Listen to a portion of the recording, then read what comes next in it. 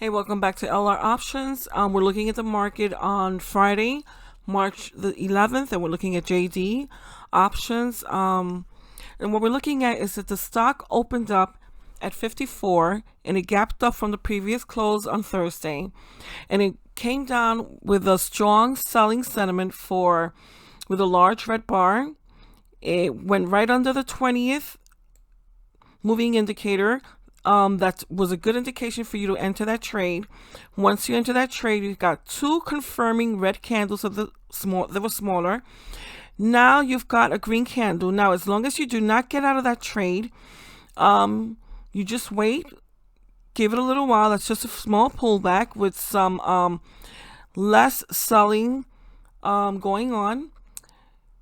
Okay, the selling has lessened and it's gotten slower during the day. But as long as you stay in that trade, the stock continues to go down. There's less selling, but it still continues to go down in a downtrend.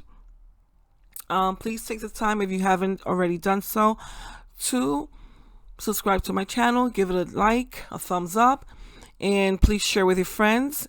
It helps the channel to grow, and we really appreciate it. Now, this is a good way to have doubled or even tripled your money.